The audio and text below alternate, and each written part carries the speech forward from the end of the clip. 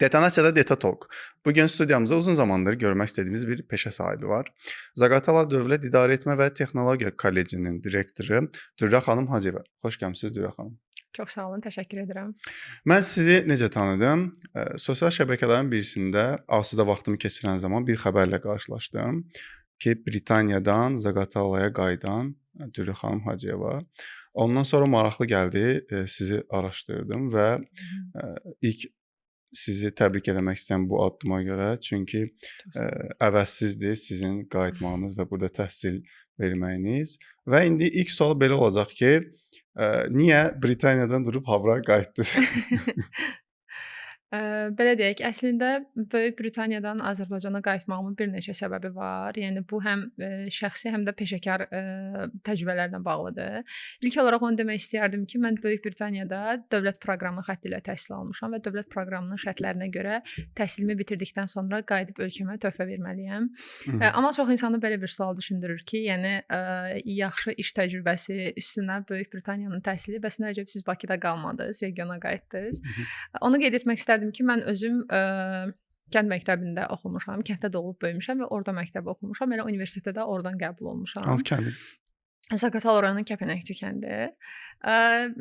Bu kənd məktəbi də daha çox belə infrastrukturu kifayət qədər zəif, belə aşağı infrastruktura malik bir kənd məktəbi idi. Ona görə şəxsi təcrübə oradan qaynaqlanır ki, insan düşünürsən ki, həmin dövrdə bəlkə də sənə kömək edən, sənə töhfə verən olmayıb, amma bəlkə töhfə verən şəxs mən özüm olum. Yəni uzaq yerlərdə, uzaq məkanlarda təhsil alan tələbələrə mən də bir işıq olmaq istədim. Və hətta Böyük Britaniya təhsil almağa gedəndə məqsədim belə buydu. Çünki ən axırda təhsilimizi aldıqdan sonra əlbəttə ki, biz dissertasiyamızı müdafiə edirdik və mən tədqiqat mövzumu Azərbaycanın uzaq regionlarında təhsil əlçatanlıq mövzusuna həsr etmişdim və bu sahədə araşdırma eləmişdim. Həmçinin Böyük Britaniyaya getməzdən əvvəl də qeyd edim ki, Azərbaycanda mən 6 il çalışdıqdan sonra magistr təhsil almağa Böyük Britaniyaya getmişəm və burada da təhsil alanda da mən bir çox beynəlxalq təşkilatlarda çalışmışam, burada çalışanda daha doğrusu. O təşkilatlarda da məsələn biz regionlara səfər edirdik, mən görürdüm oradakı çətin şəraitləri, hansı ki insanların dəstəyə ehtiyacı var və istədim ki, həmin dəstək verən, töhfə verən şəxs elə mən özüm olum, niyə də yox. Orada öyrəndiyiniz nələri burada tətbiq edirsiniz? Deməli, əslində Böyük Britaniyada təhsil daha çox yəni araşdırma, tələbənin müstəqil şəkildə öz üzərində işləməsi, araşdırma etməsi buna bağlıdır. Əslində mən də istəyirəm ki, bunu tələbələrimizdə tətbiq edim, nəinki əzbərçilik metodu.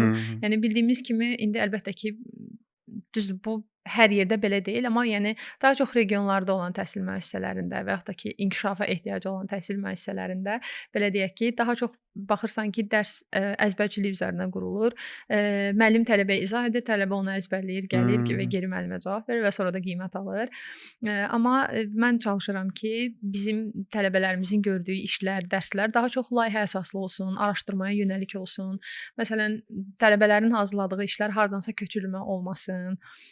Əlbəttə ki, bunun qarşısını almaq üçün tədbirlər də görürük. Məsələn, plagiatın yoxlanması, yazıların artıq əllə deyil, sırf elektron qaydada hazırlanması sərbəst işlərin və yaxud da ki, təqdimatlar formasında təqdim olunması. Yəni artıq bu da müəyyən qədər hardansa köçürülən mənbənin, yəni köçürülmənin, plagiatın hardasa deyək ki, bu bizdə tələbələrdə biraz çətinlik yaratmır? Çünki vədiş elədiyi sistem fərqlidir. Çətinlik yaradır, açığını desəm. Yəni biz bunu yeni tətbiq etməyə başlayanda tələbələrdə çətinlik yaranmışdı. Çünki artıq rəqəmsallaşmaya keçdiyimiz üçün tələbələrin yəni əksəriyyəti var idi ki, kompüter bilmirdilər, hətta Word-də yazı yazmağı bilmirdilər. Bəli, təəssüflər olsun ki, var.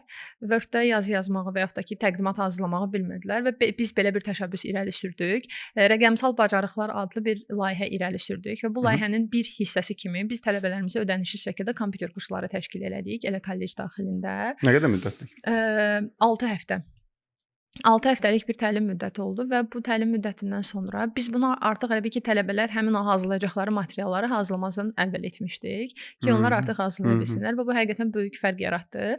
Amma bu, yəni artıq bir mərhələsi sadəcə bitib. Növbəti mərhələyə biz yenə də başlayacağıq ki, tələbələrə dəstək olaq ki, onlar kompüter istifadə etməyi öyrənsinlər. Çünki bu tələbələrin bir hissəsi sabah universitetə gedəcək, biri əmək bazarına çıxacaq. Yəni biz istəyirik ki, desinlər ki, yəni filan kollecdən gələn tələbə, filan yeri bitirmiş tələbə bu bacarıqları var. Yəni əslində həm öyrətmək, töhfə vermək, həm reputasiya, həm əmək bazarına töhfə vermək. Yəni hər baxımdan düşünürük ki, bu addımlar faydalı olacaq. Bunu asudə zamanlarında edirdilər, yoxsa dərs saatlarında əlavə? Biz bunu xeyr, dərs saatlarında yox, əlavə olaraq biz nə etdik? Bir sorğu hazırladıq və sorğuda hər detalı qeyd etdik. Hansı tələbəyə təxmini hansı aralıq uyğundur, hansı günlər uyğundur. Yenə onların maraqları, Bəli, onların maraq dairəsi əlbəttə ki, bu çox əhəmilidir. Çünki təhsil nə qədər tələbə yönümlüdürsə, o qədər həqiqətən inkişafa daha çox irəli gedir, yəni.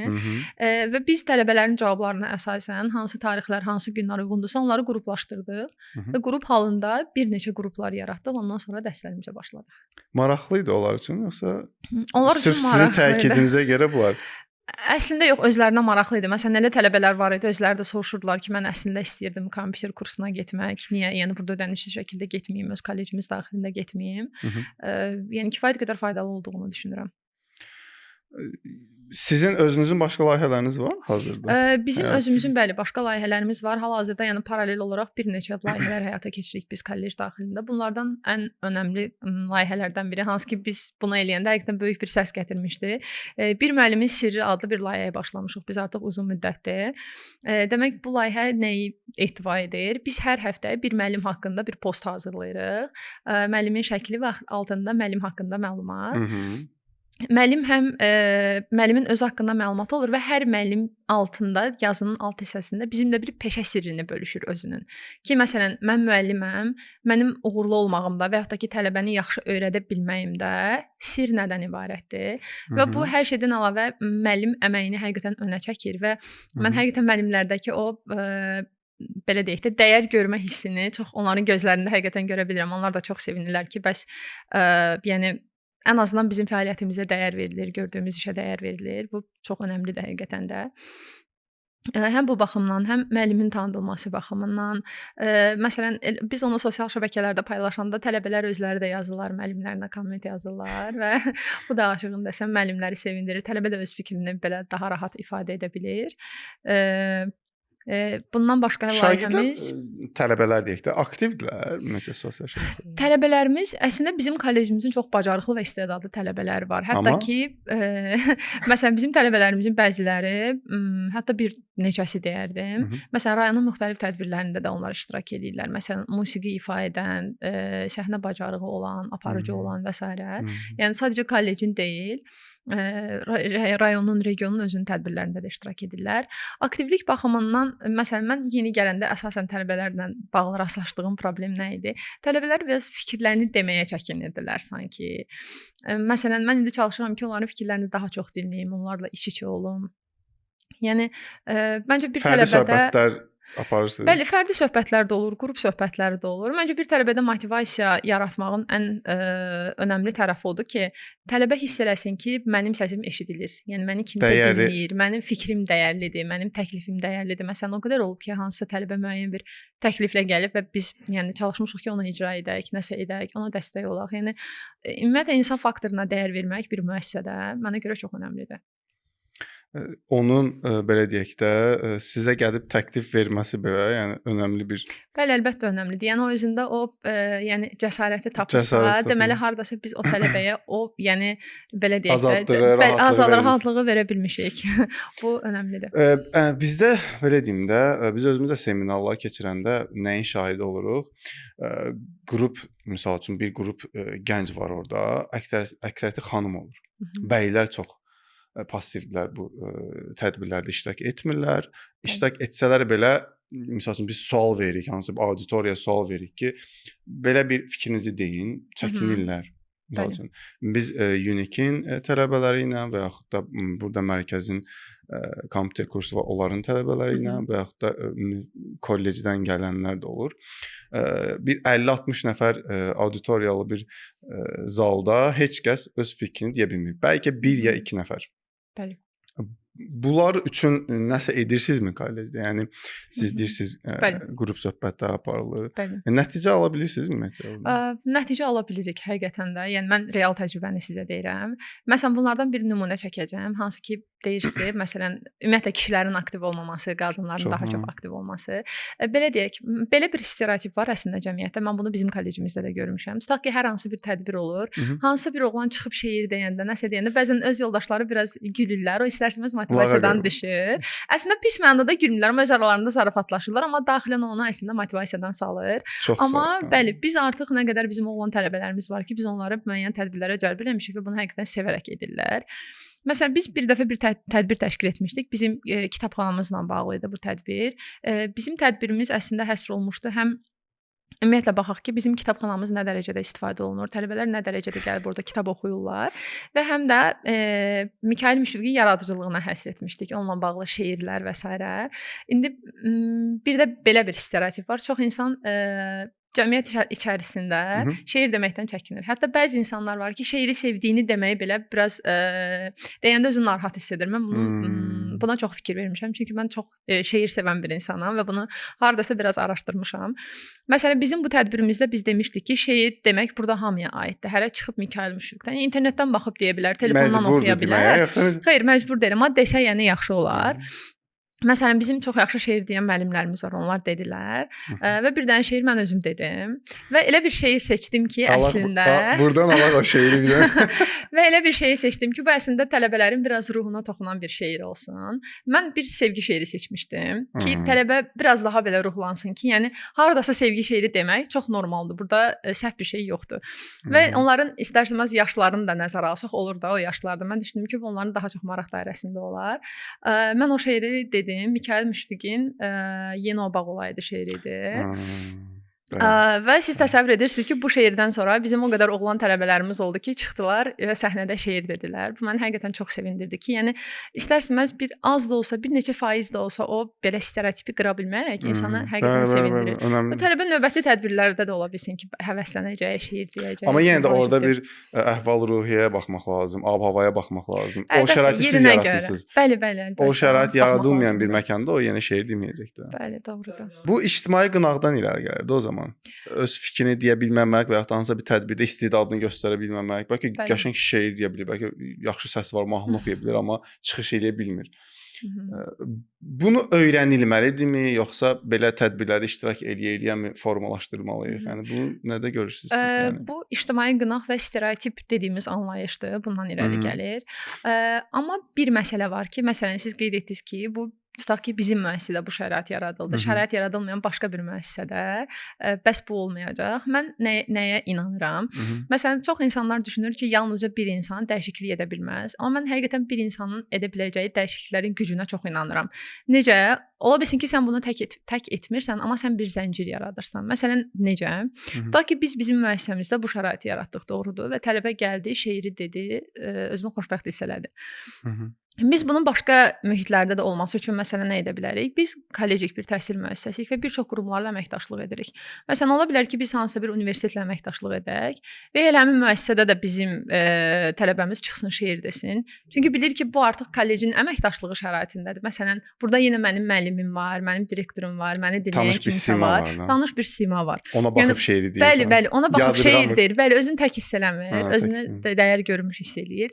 Bəs belə hər əməkdaşlığın sayını artırdıqca, sosial tədbirlərin sayını artırdıqca, aktiv olduqca bu daha çoxalır və bir müddətdən sonra bu tələbə üçün adi bir hala gəlir və insanların dediyi nə stereotiplərə baxır, nə ictimai qınağa baxır və artıq bəlkə də elə bir məqam olacaq ki, orada onun müəllimi də olmayacaq, direktoru da olmayacaq, amma özü çıxacaq, şeir deyəcək və artıq özü digər insanlara ilham verməyə başlayacaq və ondan ilhamlanan digər insanlar da artıq şeir deməyə başlayacaqlar. Şeir əlbəttə ki, burada bir nümunədir, burada başqa bir şeylər də var. İndi onu deyəsidim mən, şeir nümunədir, musiqi nümunədir və ya da hansı bir rəqs göstərir, nümayiş etdirir, şou göstərir, o bir nümunədir. Ancaq fikirdən önəmlidir. Bəli, fikir. Dediyim kimi, bir insanın fikri artıq zəncir yaradır, təsir yaradır. Onu deyirəm də, məsəl üçün, kimsə çıxdı, bir fikrini bildirdi. Məsəl üçün, dediyim kimi, auditoriyaya bir sual verilir, hər kəsdən bir fikir almağa çalışılır ki, görək bu qədər insan necə düşünür? Həm də onlar üçün biz ediriksə seminarı, istəyirik ki, Bəli. onlar aktiv olsunlar. Bəli, əlbəttə Yəni ki, biz onlar onlar üçün üçündür. çalışırıqsa, Bəli, onlar istəyirik ki, üçündür. onlar sorğu-sualda iştirak eləsinlər. Bizim məsələn yarım saatdır danışırıqsa görək burada nə anladılar. Ümumiyyətlə daha əvvəl danışdıqlarımızla bağlı sual verəndə qalır ki, nə demişdin yəni. Əslində mənim həmişə görürsən ki, qulaq asmır. Yəni. Bəli, bəli. Əslində mənim həmişə tələbələrə dediyim bir söz var. Yəni siz olmasanız biz burada olmarıq da. Məsələn, bir təhsil müəssisəsinə həqiqətən də yəni onun fəaliyyətini təmin edən şey əlbəttə ki, orada təhsil alan tələbələrdir. Bəli, Yəni tələbə əlbəttə. olmasa biz də olmarıq da. Bəli. Yəni tələbəyə dəyər vermək lazımdır. İndi burada belə məsələ də var ki, seminarlara, tədbirlərə cəlb olunma. Burada yəni yenə siz onlardan soruşursunuzmu yoxsa yəni məcburi Tədbiri təşkil edəndə. Məsələn, tədbiri təşkil edirik ki, məsələn, Novruz bayramı tədbirimiz var. Sən bir şeiri o əzbərləsən. Məsələn, mən bilirəm ki, mən də məktəbdə fəaliyyət göstərirəm. Orada deyirəm ki, bizim bir tədbirimiz olacaq, bir seminarımız olacaq və yaxud da nəsə bir görüşümüz olacaq və yaxud da sinif iclasımız olacaq. Hər hansı bir görüşdür də yəni burada. Bəli. Deyirəm ki, sən səsin gözəldir, sən mahnı oxuyursan. Görürəm ki, çəkinir. Bəli. Mən onu belə deyim, motivasiya vermək üçün özüm başlayıram bir şeir oxumağa. Hamı məni biri qaralayır. Biri müəllim səsinizi korlamayın. Başlayırlar məni qaralayır. Mən kompleksiz olduğum üçün görürəm ki, o artıq digər şərhlərə görə çıxış eləmək istəmir. Amma mən yenə də bir tapşırmağa çalışıram ki, o özünə bir məsuliyyət hiss eləsin. Bəli. Ki burada tədbir olacaq, mənə tapşırılıb ki, şeir əzbərləməliyəm və yaxud da hansısa bir fikri bildirməliyəm. İndi ora gəlirəm ki, siz özlərinə tapşırırsınızmı, yoxsa deyirsiniz ki, bunu misal üçün əzbərləyib gələrsən və yaxud da Biz əlbəttə ki, məcbur etmirik. Yəni məcbur edə də bilmərik. Belə deyək də, əslində kollecdə, yəni istənilən bir müəssisədə fərqi yoxdur. Hər hansı bir sosial tədbir keçiriləndə, yəni onsuz da bütün insanlar belə deyək də, bununla bağlı çətinlik çəkmir. Bəziləri var ki, özü gəlir, şeiri deyir, mahnını oxuyur, fərqi yoxdur. Onsuz həmin qrup yığılır ortaya ki, biri deyir ki, mən bu şeiri deyərəm, biri deyir ki, mahnı oxuyaram və s. Bunlar onsuz da var. Amma əlavə olaraq cəlb etmək istədikdə ki, məsələn, hiss edirsən ki, bu tələbənin potensialı var, amma çəkinir. Onda əslində biz də eyni formada çalışırıq ki, motivasiya eləyək, fərdi formada tələbə ilə danışaq, onu ruhlandıraq. Bu həm də maraq dairəsi deyirik, məsəl üçün maraq dairəsi. Mən bilirəm ki, onun o sahəyə marağı var da. Məsələ sadəcə çəkinməkdir. Marağı yoxdursa əlbəttə sən o tələbəni ora cəlb edə bilməzsən. Yəni istedadı var, mənim gözəl səsim var. Mən oxumaq istəmirəm, marağım yoxdur, hobim deyil və yaxud da gözəl səsim ola bilər, mən amma oxumaq istəmirəm. Və yaxud da istedadım var şeir deməyə, mən şeir demək istəmirəm. Məcbur etmək məsələsi var. Həm də o tədbirlərdə misal üçün məcburam hissi yaranır da bir. Yox, biz məcbur etmirik. Hə, onu deyirəm. Kollecin tədbiri amma ayda, yenə tədbir. Məsələn, elə tələbə var ki, həqiqətən çox yaxşı oxuyur. Yəni insanların biraz sosial, emosional vəziyyətləri əlbəttə ki, fərqli olur. Məsələn, elə tələbə olur ki, çox yaxşı oxuyur, sinifin və yaxud da ki, birincisidir. Amma məsələn, sosial bacarıqları biraz zəifdir. Bəli, introvertdir və yaxud da ki, özü təklikdə işləməyi sevir ki, məsələn, mənə dəyməyin, mən araşdırma aparacağam, amma sosiallaşa bilmir. Yəni onu cəmiyyətə necə qazandırır? Belə deyək də, bütün insanlar məncə cəmiyyətə qazandırılmaq üçün sosial olmalı deyə bir məcburiyyət yoxdur mənə görə. Məsələn, elə insanlar var ki, elə bu araşdırmanı aparmaqla cəmiyyətə bir töhfə verir. Tutaq ki, bir insan nəsə yaxşı bir şey araşdırır, ortaya nəsə bir kəşf çıxardır və yaxud da ki, amma sosial insan deyil. Amma yenə cəmiyyət üçün nəsə faydalı bir şey vardır. Yəni məncə hamı sosial olmalıdır deyə bir məcburiyyət yoxdur. Amma introvertlər daha çox bullyingə məruz qalır da. Çünki bullyingə məruz qala bilirlər, bəli, amma dediyimiz kimi elə tələbə var ki, şeirdir, o da bullyingə məruz qalır da. Yəni sosial bir insan da bullyingə məruz qala bilər. Bu yəni onu şərtləndirmir ki, bu insan sosialdır və yaxud da ki, sosial deyil. Amma dediyim kimi elə bir insan ola bilər ki, introvertdir, amma elə bir şey töhfə verə bilər ki, yəni dediyim ki, hər hansı bir daxili bir təşəbbüsəmi, belə deyək, hər hansı bir kəşfəmi, yeni bir ideyamı, yəni bu da bir töhfədir. Yəni bəzən elə töhfələr olur ki, həqiqətən gizlində qalır da. Biz məsələn, ictimailəşmir, hamı onu tanımır, sosiallaşmır, amma əslində bu insan çox böyük bir şeyə töhfə verib. Yəni belə gizlində qalanlar da olur. Amma yaxşıdır ki, işıqlandırasın. Sizdə var belə misal üçün istedadını kəşf etdiyiniz tələbə, amma o özünün fərqində deyil. Fərqində Görə bilirsiniz misal üçün ki, bəli. Bizdə məsələn bizim bir tələbəmiz var. 3-cü kursda təhsil alır. Tələbənin çox yaxşı ingilis dili bacarığı var, amma tələbə sosial tələbə deyil. Məsələn, bu tələbə Hə, maraqlı ingilis dili də elə bir şeydir ki, danışmalısan. İngilis dili elə bir şeydir ki, danışmalısan, bəli. Amma məsələn bu tələbə məsələn maraqlı qəzetlər oxuyur. Məsələn indi qəzet oxuyan tələbə çox azdır da, belə deyək. Oxuyur, qəzet. araşdırır, baxır. Yəni tələbələri çox vaxt nə maraqlandırır? Mən dərsə gəlim, dərsimi oxuyum, müəllim mənə yaxşı qiymət yazsın, imtahandan keçib vəssalam. Budur. Şərtdir. Əksəriyyəti nəticəyə fokuslanırlar. Nəticə. Amma məsələn bu tələbənin özünə maraqlıdır ki, əlavə yerlərdə nələrsə baxır, oxuyur, mütaliə eləyir. Yəni bu hardasa biraz gizli istedaddır. Çünki sosial tələbə deyil və elə sizin də vurğuladığınız kimi dil əslində danışmaq. Biz onu kəşf edə bilmirik də o zaman.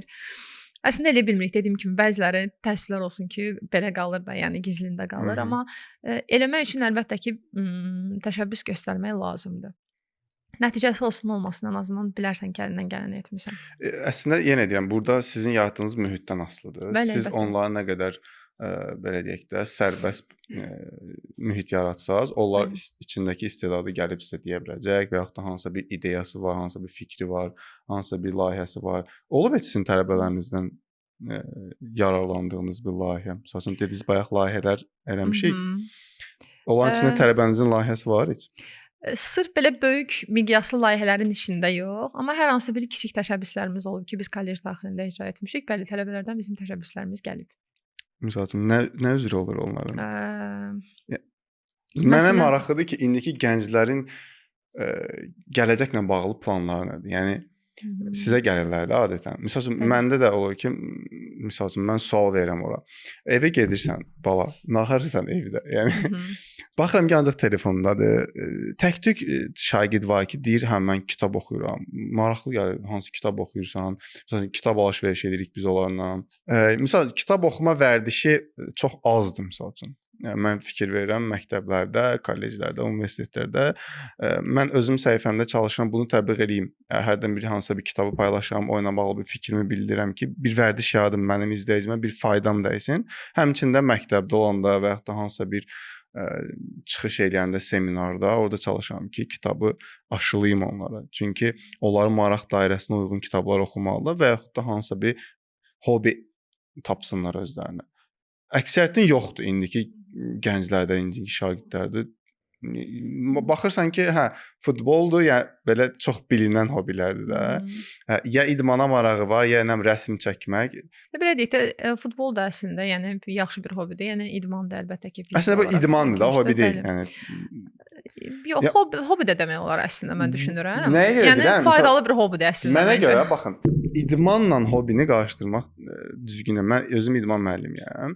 Məsələn, deyəndə ki, mən futbolla məşğulam. Hobim futbol oynamaqdır. Bu hobi deyil, bu sadəcə idmandır. Özdə idman növü seçmisən. Misal, hobi deyəndə kitab oxumaq, bu artıq hobi olmamalıdır da. Bu sənin üçün lazımlı bir şey. Misal üçün baxın, belə bir şey deyək də, mənim əslində həmişə əlbəttə ki, bu mənim individual fikrimdir.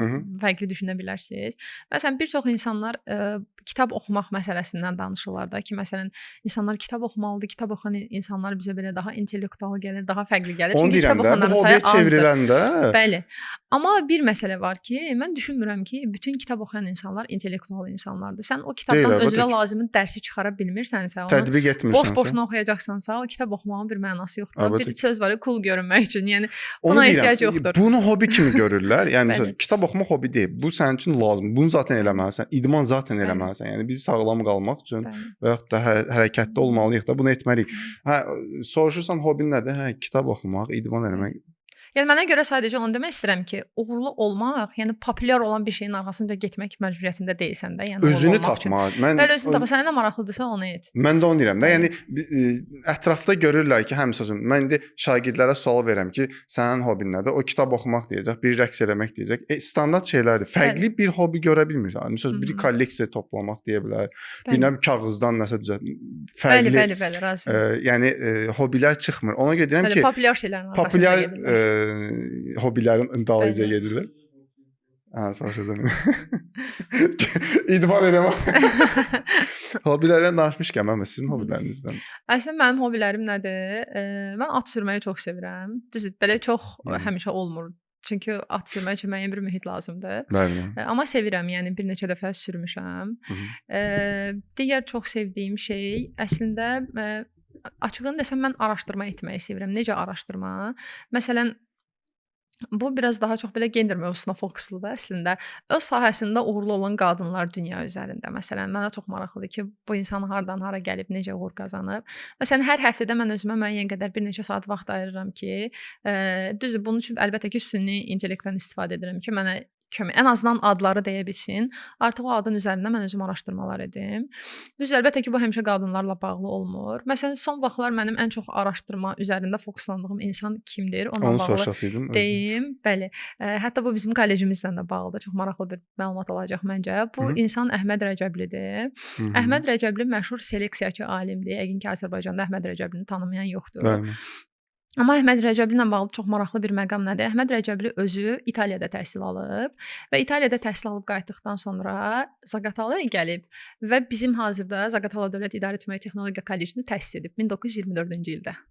Özü təsis edib və uzun illər bu, yəni Zaqatala Kollecində özü direktorluq edib və o insan haqqında araşdırmaq mənim üçün çox maraqlıdır. Artıq bir neçə maraqlı məlumatlar əldə etmişəm. Onun özünün şəxsi yazmalarını tapmışam. Əslində bununla bağlı istəyirəm ki, maraqlı bir tədbir keçirək. Bəli, bununla bağlı maraqlı bir tədbir keçirəcəyik. Sadəcə istəyirəm ki, araşdırmalar yekunlaşsın. Yəni o şəxsin həqiqətən də tarixçəsi mənim üçün çox maraqlıdır. Biraz da kollecimizlə bağlı olduğuna görə. Siz kolleci araşdırarkən tapdınız bu məlumatı yoxsa? Bəli, kolleci araşdırarkən, kollecin tarixinin köklərini araşdırarkən tapmışdım və Əhməd Rəcəblidən əlavə əslində bizim kollecimizin özündə yəni bir neçə belə alim yetirmələri var. Məsələn, Abdullah Muxtarov kimi. Əslində baxın, mən sizə indi bir dənə sizin o topladığınız məlumatlar əsasında deyim, mənim çox elədiyim bir şeydir. Məsələn, mən şagirdlərimi toplayıram hərdən. Deyirəm ki, baxın, mənə belə bir araşdırma var. Mənə burada sizin köməyiniz lazımdır. Bəli. Mən kömək alıram onlardan. Həm işə onları cəlb eləyirəm, həm də onların araşdırmasını sövq etmiş oluram. Bəli. Mən də ona görə sizə deyəcəkdim ki, sizin o araşdırma sevən tələbələrinizdən kömək ala bilərsiniz. Bəli, əslində bu yaxşı vurğulamadır. Mən bunu əslində bir neçə yerdə qeyd etmişəm. Bunu əslində mən iş müsahibələrində də həmişə qeyd edirəm. Əlbəttə ki, hər insanın bir zəif tərəfi olur. Yəni heç birimiz möhtəşəm deyilik. Əlbəttə ki. Əslində mənim biraz zəif tərəfim nədir? Komanda məsuliyyəti növbəti tərəfə ötürə bilmək biraz məndə çətindir. Mən elə bilirəm ki, bunu mən özüm etməsəm, digərim mənim istədiyim səviyyədə bunu edə bilməyəcək. Yox. Əslində bu biraz zəif tərəfdir məncə. Niyə? Çünki həm özün lazımdan artıq yüklənirsən. Yox, güvənə bilirəm. Sadəcə elə bilirəm ki, mənim istədiyim səviyyədə edə bilməyəcək. Deyirəm ki, bu 5 dəfə bunu gətirəcək, səhv olacaq, mən dəyişdirəcəm. Ondan sonra oturum özüm edeyim. Amma isə bu yaxşı şey deyil. Birincisi sən belə olanda lazımdan artıq özünü yükləyirsən və öyrənməli olan şəxslər də öyrənmirlər. O da öyrənməlidir. Sən onu öyrətməlisən. Bu, yəni bunun əslində yaxşı. Ona görə mən komanda olmağı sevirəm. Məsəl üçün hansısa bir adi bir işdir, mən onu tək görə bilərəm, amma çalışıram ki, bölüm olum. Bəli, bu doğru addımdır. Dediyim kimi də hansısa bir tədbirə hazırlaşmaq nədir? Mətn yazdın, onu elədim. Mən tapşırdım orada rəsm bacarığı olan bir şagirdə, sən bunu şəklini çək, sən yaz. Biz də tədbirlərdə eyni formada belə. Onu deyirəm ki, tələbələrinizi cəlb etsəz, onlar üçün də maraqlı olacaq. Bəli, razıyam. Dürrə müəllimə mənə bu işi tapşırdı. Bu haqda düşünərəm, bu yaxşı təklifdir. Mən bunu etməliyəm. Tədbirlərdə bunu edirik, amma sırf araşdırma mövzusunda etməmişdim. Tədbirlərə zaten etməlisiniz, hamısını siz çata bilməlisiniz. Amma araşdırma mövzusunda da dediyim kimi, onlar üçün də maraqlı gələcək. Çünki onların da bilmədiyi bir məlumatdır. Yəni bir təklif olaraq məncə dəyərləndirə bilərsiniz. Hobbilərinizdən danışmışkən dediniz araşdırma. Başqa özünüzə həyat yolu maraqlı gələn hansı uğurlu iş qadınımı və yaxud da bildiyiniz adamlardan kim? İlhamlandığınız adamlardan kim var? Əslində mənim ilhamlandığım insanlar heç vaxt belə məşhur insanlar olmayıb. Daha çox belə ətrafımdakı insanlar olub həmişə, açığını desəm. Amma bir məsələ var ki, bəzən elə olur ki, sən ilhamlandığın insandan belə bəzən daha çox uğur qazana bilirsən, amma əsas başlama hissə o ilhamın mənbəyidir də, o nöqtədir. Sən orada başlayırsan, artıq səni irəli aparan şey əlbəttə ki, sənin öz potensialındır, öz təşəbbüslərindir. Amma mən deyim ki, belə xüsusi məşhur bir insandan mən ilhamlanmışam. Açığını desəm, həqiqətən həyatımda belə bir şey baş verməyib. Çünki biz araşdırma eləyirəm. Ona görə deyirəm ki, məsələn, uğurlu insanların necə uğur qazanması haqqında araşdırılır. Məsələn, Kiyosaki'nin kitablarında adətən qeyd olunur. Anthony Robbins'in kitablarında qeyd olunur. Robin Sharma, yəni onlar öz uğur hekayələrini bölüşürlər. Belə deyək də, biz əslində araşdırma edəndə, yəni dünya üzərində sonsuz sayda uğurlu insan var, uğurlu qadınlar var və ya da ki, sırf spesifik sahədə uğurlu olan insanlar var. Yəni amma sən hamısından ilhamlana bilməsən də, ilhamlanma daha çox məncə spesifik məsələlər üzərində olur. Bəzən elə bir situasiya, çox kiçik bir situasiya olur, xırda bir məsələ olur. Amma bu hardasa belə Loro desə deyir, beynimə danq elədi. O hardasa ondan tutursan və gedirsən. Belə bir məsələ var. Və yaxud da ki, insan bunu bilmədən eləyir. Belə deyək ki, mən hansı ki qeyd etdim ki, mənə maraqlı idi uzaq regionlarda təhsil əlçatanlıq mövzusunu araşdırmaq və yaxud da ki, bu sahəyə töhfə vermək.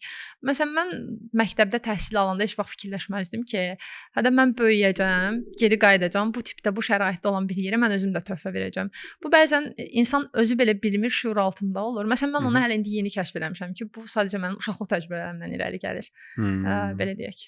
İndi yəqin eləmisiniz ki, bəli, indi mən bunun fərqinə varmışam əslində. Ki, hə. Bəli. Bəs əsas səbəb deyirsiniz ki, burdakı təhsilə bir töhfə vermək, bir yararlı bir insana çevrilmək. Həyatınızdakı missiya nədir? Yəni onu yəqin eləmisiniz? Yəni əsas missiyanız nədir həyatınızda? Bəli, dediyim kimi əsas missiya həqiqətən töhfə vermək. Amma nəyə töhfə vermək? Bu biraz spesifik mövzudur. Mən əslində istəyirəm ki, daha çox sözünüzü kəsdim. Oxuduğum o uğurlu şəxslərin kitablarında qeyd etdiyi ən önəmli məsələ daxilinizdə bir missiyanı bəlli etmək və o missiyaya doğru addımlamaqdır da. O da ulu bir missiya olmalıdır da. Yəni ki, elə bir missiya olmalıdır ki, mən ona çatana qədər davamlı işləməliyəm. Yəni ona çatsam, bu missiya artıq yerinə yetirdim, yeni bir missiya tapmalıyam. Bəli. Bunu yerinə yetirdim, başqa bir missiya tapmalıyam. İndi də mənə maraqlıdır ki, sizin həmin missiyanız hansıdır? Yəni spesifik bir missiya olur o və mənim missiyam əslində dediyim kimi bu töhfənin hansı növüdür? Dediyim kimi belə əlçatanlığı az olan, uzaq yerlərdə yaşayanlara, insanlara dəstək vermək mövzusudur. Amma bir məsələ var. Yəni bu dəstəyi vermək üçün əslində birbaşa sən o ərazidə, o coğrafiyada olmağın əslində şərt deyil. Bəzən elə bir layihə, elə bir təşəbbüs irəli sürə bilərsən ki, əslində bunu idarə edən sən olarsan, amma artıq bir neçə burada əməkdaşlar ola bilər, bunu koordinasiya edən şəxslər ola bilər, amma artıq təşəbbüs səndən gəldiyinə görə bu yenə də töhfədir.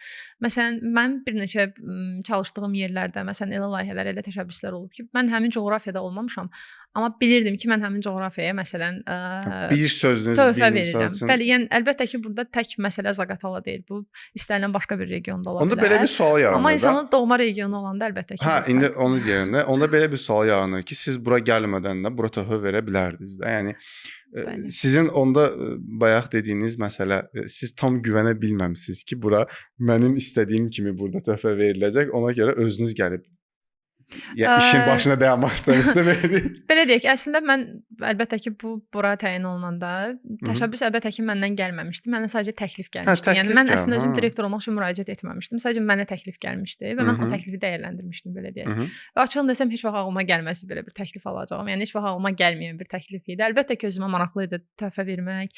Yəni həmişə fikirləşirdim ki, əslində açığını desəm ağlıma gəlməzdi ki, mən Böyük Britaniyada qayıdandan sonra Bakıya da yox, elə regiona gələrəm. Düzdür, Bakıda artıq 1 il idi ki, mən işləyirdim. Bakıda 1 il işləyəndən sonra bu təklifi almışdım. Amma əlbəttə ki, heç vaxt deməmişəm də ki, yox, heç vaxt getmərəm. Sadəcə ağlıma gəlməzdi. Yəni bu təklif gələndə sadəcə bu təklifi dəyərləndirdim. O dəyərləndirəndən sonra işləməyə başlayanda çətinlik yaşadınız? Çətinliklər kifayət qədər çox oldu, açığını desəm. Çünki yəni düzəldilməli olan yeni şeylər, sistemdə müəyyən dəyişikliklər eləmək, yəni bir müəssisənin inkişafı aparmaq əlbəttə ki, bu asan deyil.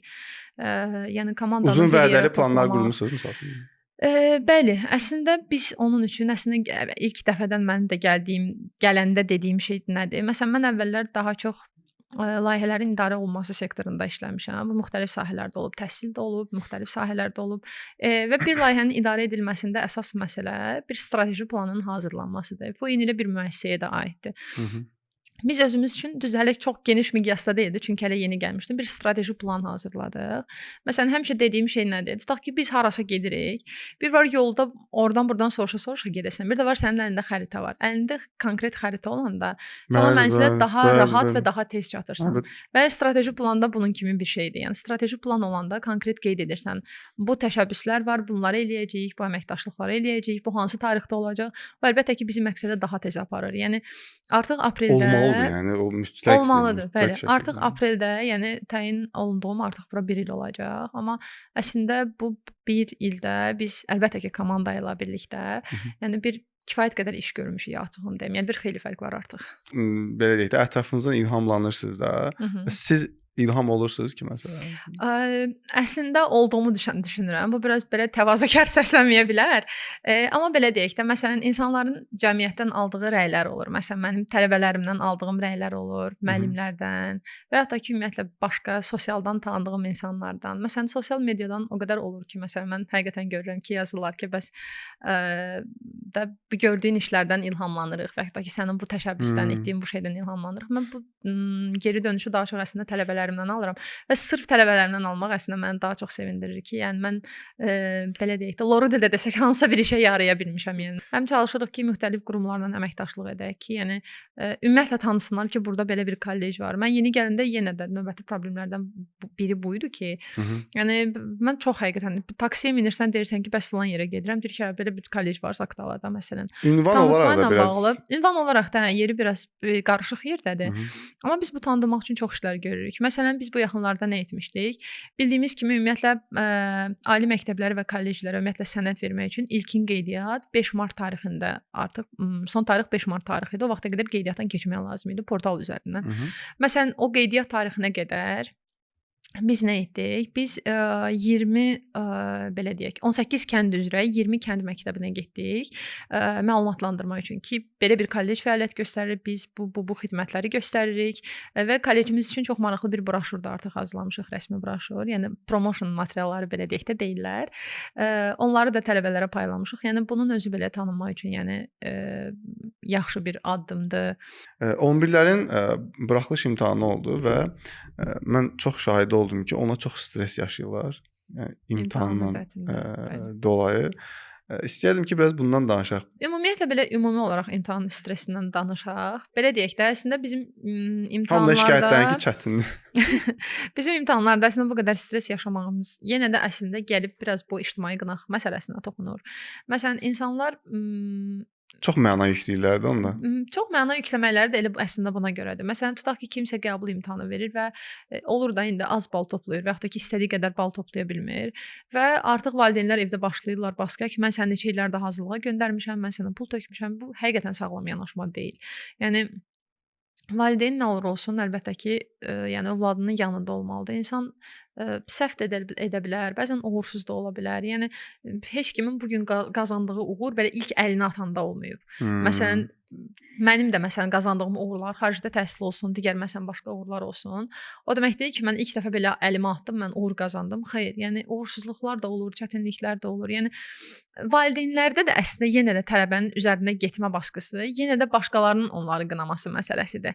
Tutaq ki, yəni qonşu deyəcək ki, bu mənim qonşum nə bilim illərdir uşağını hazırlığa göndərdi, pul verdi amma uşaqları balığa bilmədi. Onu fikirləşirlər ki, yəni insanlar nə deyəcək?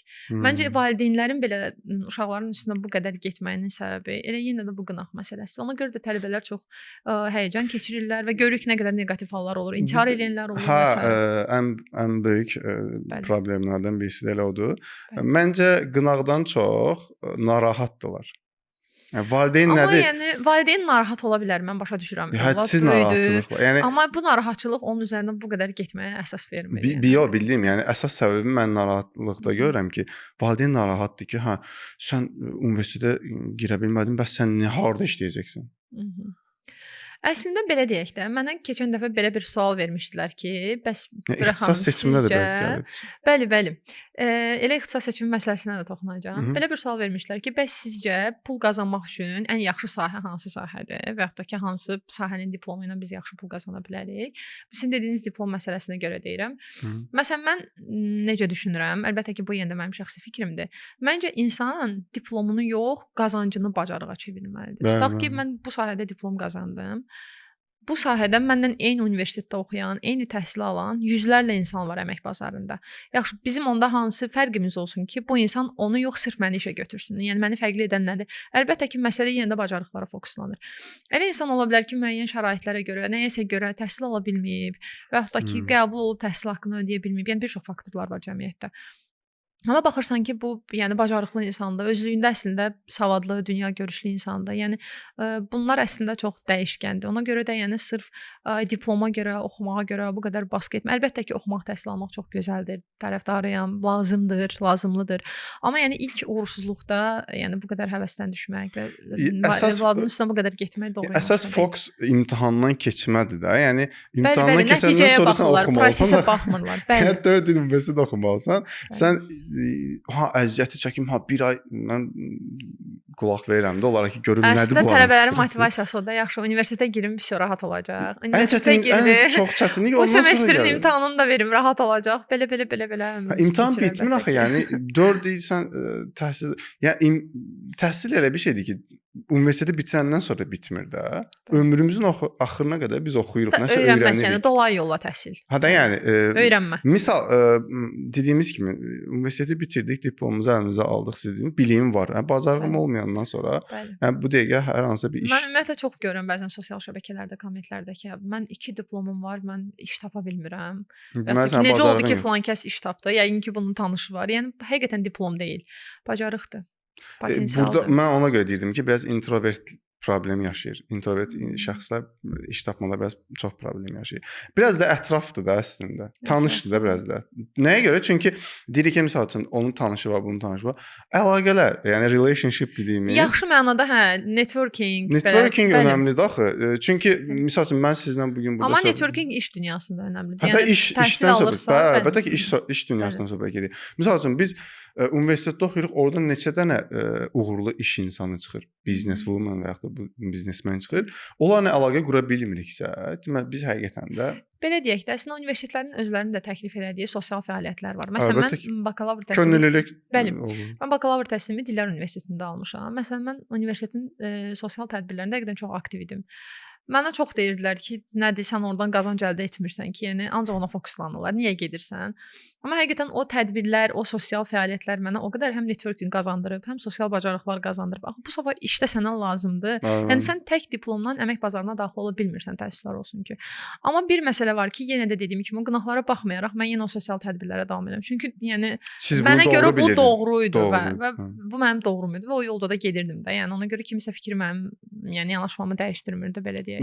İndi də onların nəticəsini görürsüz axı. Çünki Bəli, düşünürəm ki, indi onların İndi nəticəsini məsəl üçün görürəm. hansısa bir sual yaranır, o ilə bağlı bir hansısa bir ünsiyyətiniz olan bir şəxsi yığırsınız, soruşursunuz. Bəli, eynən soruşursan, məlumat əldə Yəni, edirsən. ən azı ondan Əlbəttə. ötəri bir əlaqə yaratmaq olar da. Yəni ki, hər Bəli, kəsdə bəli, məsəl üçün iş dünyasında məsəl üçün indi biz bu işi görürüksə, ona görə mən sizlə əvvəlcədən görüşdüm ki, danışaq məsəl üçün nə edə bilərik biz birimiz üçün. Yəni mən bu işi Bəli. görürəm, sizə necə faydalı ola bilərəm. Mən çalışıram ki, mən də öz işimdə faydalı Bəli. olum. Elə deyim? Yəni Doğru. biz də sadəcə iş görmürük də. Biz də çalışırıq ki, cəmiyyət üçün faydalı faydalı olaq. olaq əlbəttə. Bu gün də burada sizlə söhbət etməyimizin əsas səbəbi cəmiyyət üçün faydalı olmaqdır. Onların müəyyən qədər fikrini yaxşı tərəfə dəyişməkdir. Bəli, əlbəttə şadam ki, məqsədlərimiz üst-üstə düşür.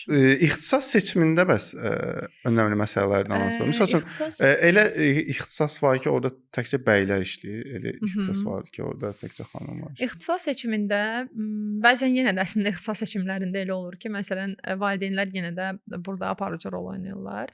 Düzdür, əlbəttə ki, valideynin məsləhəti önəmlidir. Yəni, amma yenə də yekun qərar insanın özündədir ki, mən hansı sahəni sevirəm. Məsələn, mən elə insanlar tanıyıram ki, tutaq ki, bu insan məsələn həkim olub, nümunə üçün deyirəm. Amma bu insan sahəsini sevmir. Deyir ki, nə bilim, mənim atam o vaxtda həkim olmaq istəyirdi, özü ola bilməyib. İstəyib ki, mən həkim olum və məni bu sahəyə yönləndirib. Mən nə bilim oxudum və yaxud da ki, eləsi olur ki, bitirir, o sahədə işləyir, sahəsini sevmir.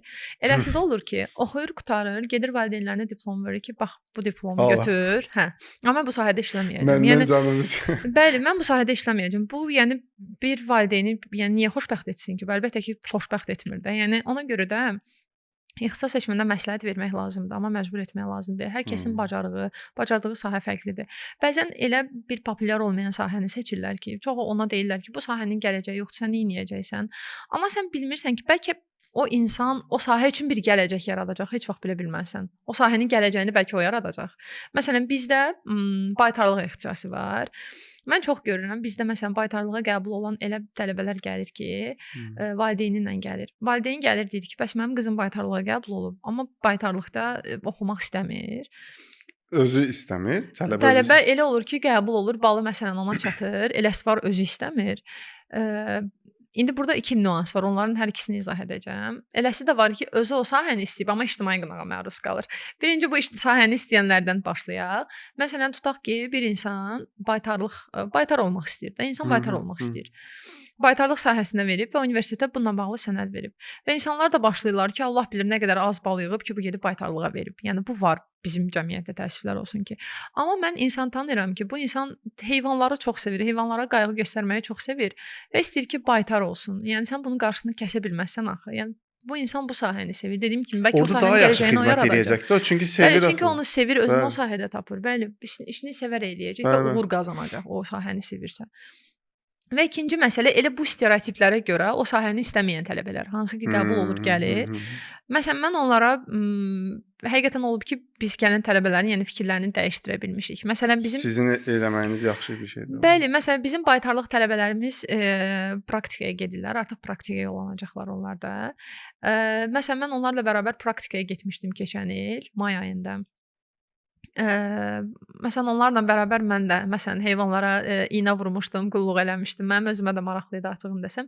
Birincisi oradakı tələbə də motivasiya tapır ki, yəni bizə dəstək olan var, bizim fəaliyyətimizi belə deyək də dəyərləndirən, dəstəkləyən var. Biz onları məsələn sosial şəbəkələrdə paylaşmışdıq. Mən açdım o tələbələrə hamısını göstərdim ki, gör nə gözəldir. Bizim baytarlıqda dərs deyən çox yaxşı mütəxəssislərimiz var, bir alimimiz var. Yəni ondan dərs demək məncə o fürsətdən istifadə etmək lazımdır. Bəli. Və hətta ki, bəzən fikirləşirlər ki, bu kişi sahəsinin işidir. Mən ona göstərdim ki, bizim baytarlıq sahəsində təhsil alan tələbələrimiz, qızlarımız oğlanlardan daha çoxdur. Var hazırda sizdə? Var. Və hətta bəzilərini göstərdim ki, baytarlıq kolleci bitirib sonra ali təhsilə verib, universitetə keçib. Yəni var idi. Biz keçən o tələbələri də paylaşmışıq, hamısını işıqlandırmışıq. Bəli, bir neçə bu nümunələri çəkəndə o tələbədə motivasiya oyanır və hətta ki, bu sahəyə həqiqətən bizim ölkəmizdə olan tələb. Ümumiyyətlə aqronomluqdur, baytarlıqdır, ümumiyyətlə kənd təsərrüfatı sahələrinə ölkəmizdə həqiqətən ehtiyac var və yaxşı qazanc sahələridir həm də onu deyim ki. Mənim yadımdadır, mən bir layihədə çalışanda kənd təsərrüfatı ilə bağlı idi. Məsələn, biz yaxşı baytar mütəxəssisi axtarıb həqiqətən çox çətinlik çəkmişdik. Biz xaricdən daha yuxarı qiymətə baytar mütəxəssis gətirmişdik. Amma yəni bu olmaya da bilərdi. Biz bunu öz ölkəmizdən də tapa bilərdik. Yəni niyə də yox? Bəlkə də var idi, prosta əlaqələr yoxdur deyə tapa bilməmisiniz. Yox, əlaqələrimiz kifayət qədər geniş idi. Amma ola bilsin ki, baxır bəlkə də şərtlər daha yuxarı idi deyə bilmərəm, amma yaxşı mütəxəssislərimiz əlbəttə ki var, ona söz yox. Bir də bizdə bir ixtisas var, nəqliyyat vasitələrinin texniki istismarı. Məsələn, bu ixtisasda təhsil alanlar daha çox oğlanlardır, amma bizim qızlarımız da var. Məni çox sevindirir ki, bu yəni çox qadınlar üçün populyar olmayan sahələrə qadınların getməyi, bu həm digərlərinə də istərsiniz daha belə yaxşı motivasiyadır. Biz bununla bağlı bir kitab təqdimatı da eləmişdik, Cəsur Addımlar kitabı. Bu Cəsur Addımlar kitabında 10 Azərbaycanlı qadının hekayəsindən bəhs olunur. Həmin kitabdan sizə də hədiyyə eləyərəm istəsəz, çox maraqlı kitabdır. 10 Azərbaycanlı qadının hekayəsindən bəhs olunur və bu qadınlar populyar olmayan sahələri seçiblər və çox maneələrə baxmayaraq öz sahələrində çox böyük uğurlar qazanıblar. Bunu da biz tələbələrimizə paylaşmışdıq. O sahəni istəyib seçib, sevdiklərinə görə seçiblər. Yəni fərqli sahədir, maneələrə məruz qalıb amma seçib. Sevmirsənsə sahəvi, öz ixtisası, öz peşəvi sevmirsənsə, o uğur qazana bilməyəcəksən. Məcbur görürsən də o işi yəni. Məsələn, indi də sizin görürsüz belə işinizdən bərk yapışmağınız, belə layihələr verməyiniz, belə töhfələr verməyiniz hamısı işinizi sevməyindir. Bəli, sahəmi sevməyindir. Yəni siz işinizi sevməsəz bu işi görə bilməyəcəksiniz və yeniliklər olmayacaq. Çünki bu barədə araşdırma, prosta getdim 6-da qayıtdım işimə, yəni belə olacaq. Başqa hansı ixtisaslar var?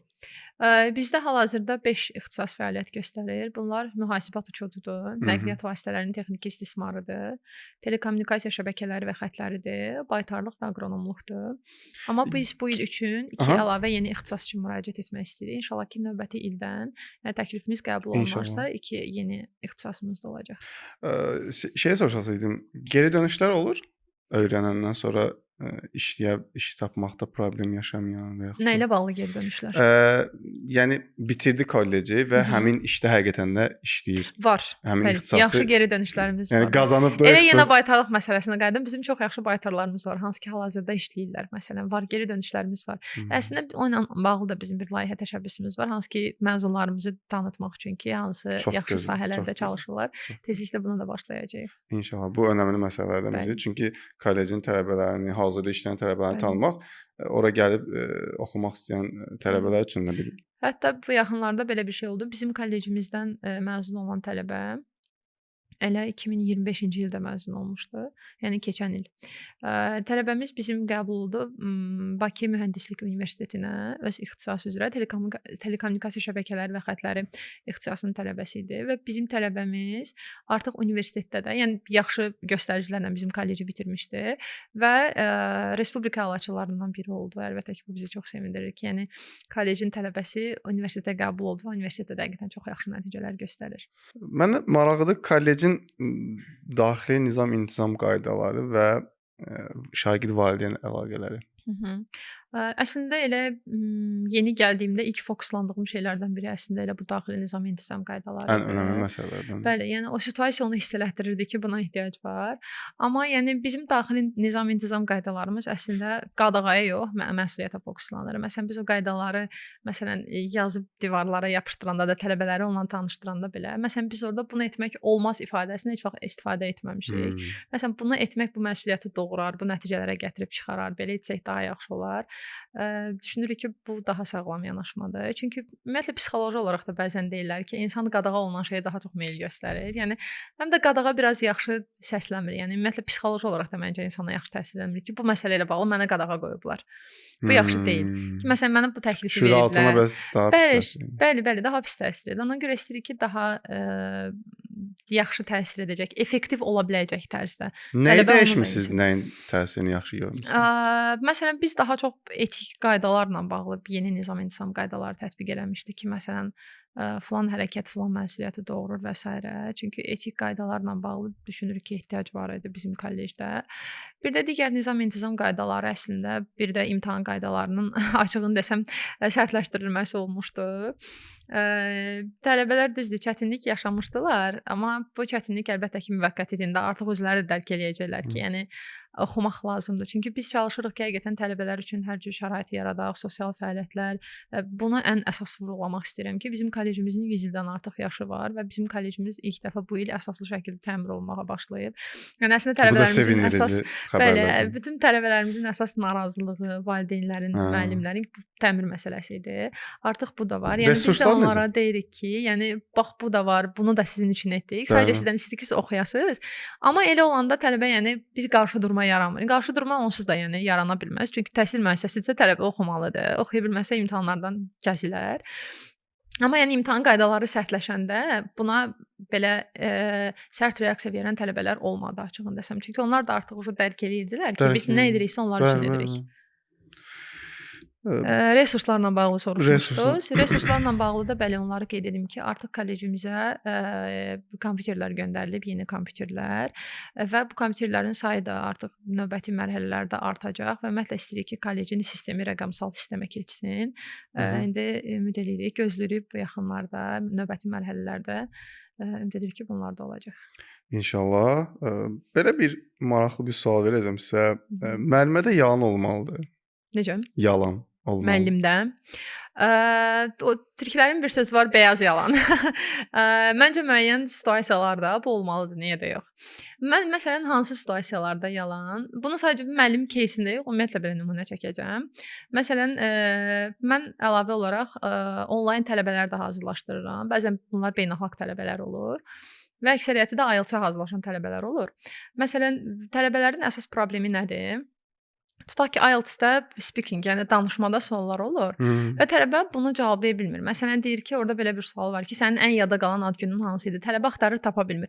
Deyirəm ki, bax sən burada yalan danışmalısan. Yalandan özündən bir ssenari uydurmalısan və deməlisən ki, belə bir ad günüm olmuşdu. Çünki IELTS-də sənə heç kim baxmır ki, sən düzünü danışırsan. Ona lazımdır ki, sən danışasan, sənin dil bacarığın ona lazımdır. Deyirəm ki, baxın, burada konkret yalan danışmalısınız. Hekayə uydurmalısınız, məcbursan. Sənin vaxtın var və bu vaxt çərçivəsində sən mütləq şəkildə danışmalısan. Burada burada hekayə uydur. Yəni biz bunu ingilis dili dərslərində edirik. Hmm. Məsələn deyirəm ki, burada yalan danışın. Məsələn bu müəyyən O da situasiyalarda qalır ki, olmalıdır. məndən yalan danışmağımı istəmir. Amma sadəcə onu tələbəyə əlbəttə ki, aşılamaq lazımdır ki, bu hansı formada yalandır da, yəni onu dərk eləməlidir.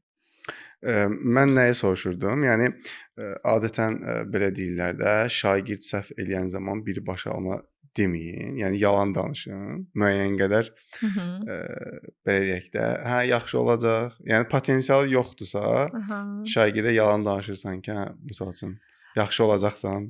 Məncə yox. Məncə o şey deyirlər, məsəl üçün qabında var amma oxumur məsələn.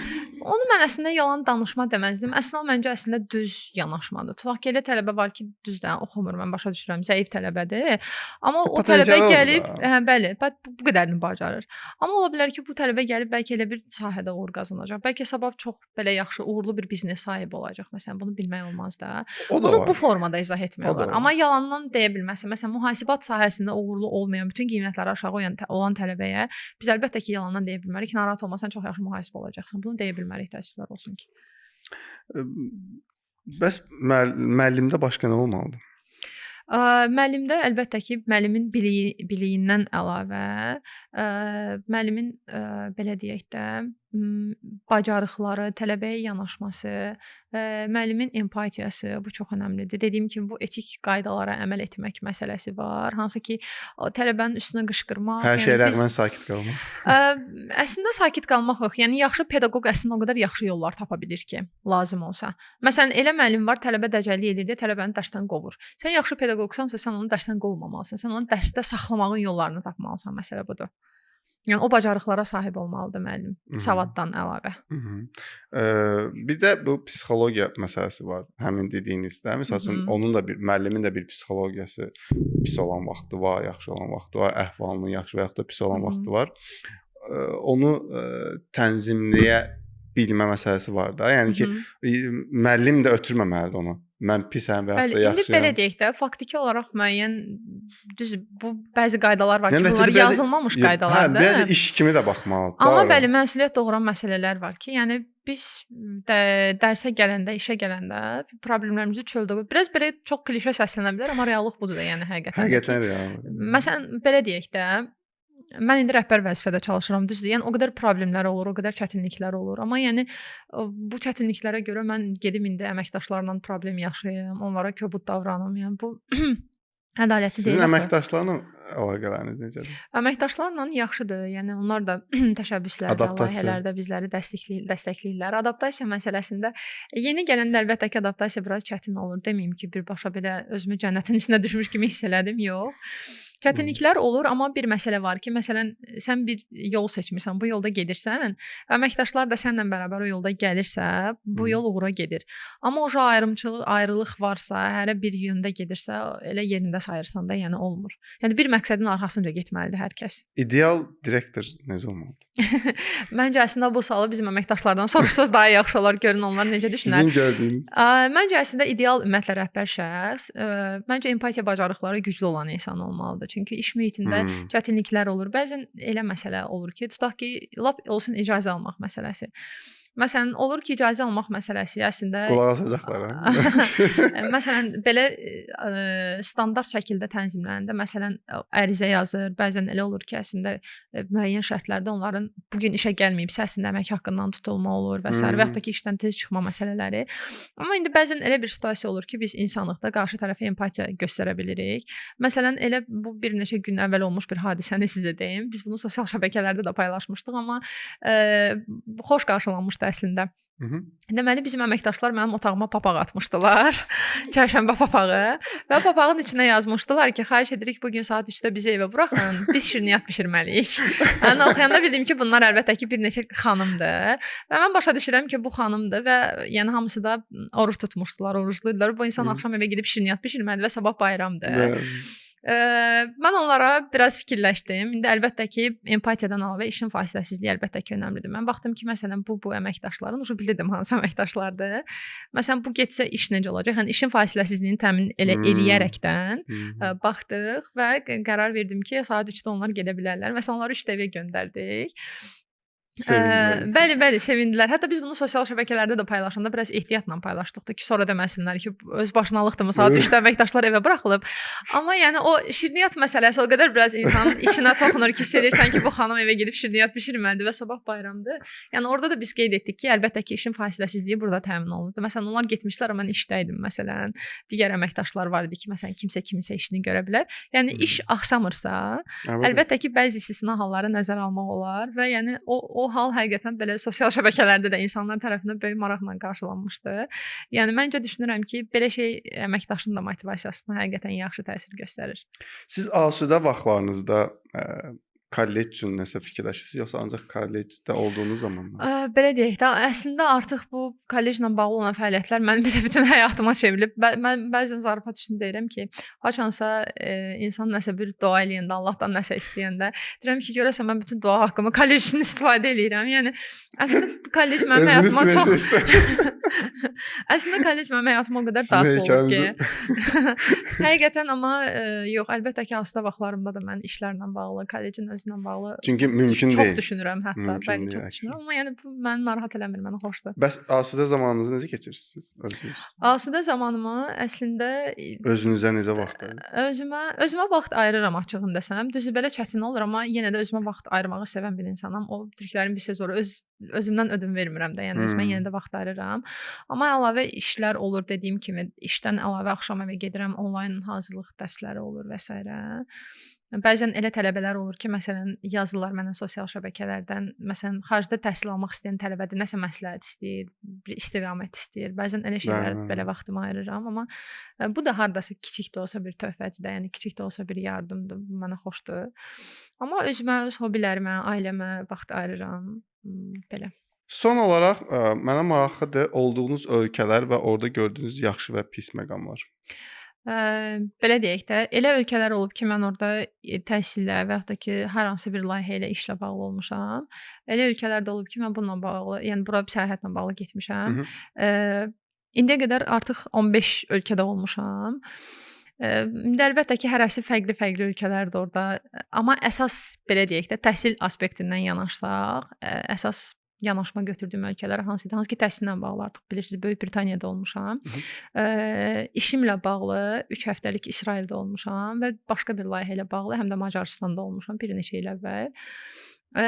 Oradan yenə də əsas götürülən şeylər, yəni belə deyək də, lap təhsili bir kənara qoysaq, insanların yanaşması, insanların fikirləri, yanaşma tərzi, insan daha çox elə şeylərə diqqət edir. Əslində xırda görünən, amma bəlkə də bütün cəmiyyətin taleyinə təsir edən şeylər.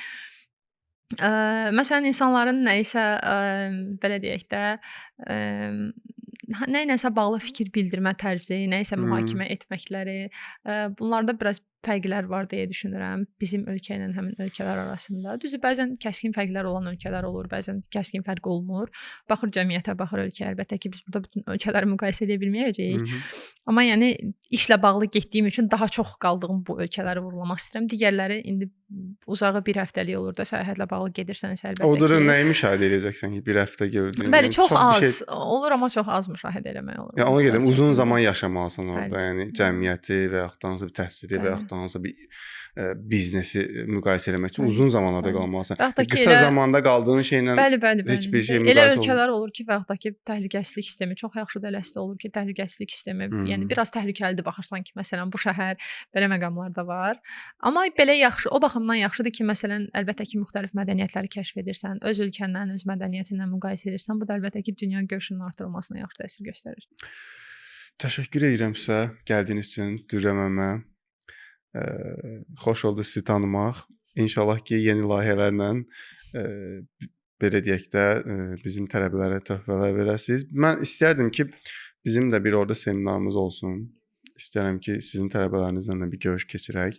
Necə bu ekstravertliyi orada biraz təbliğ etmək lazımdır.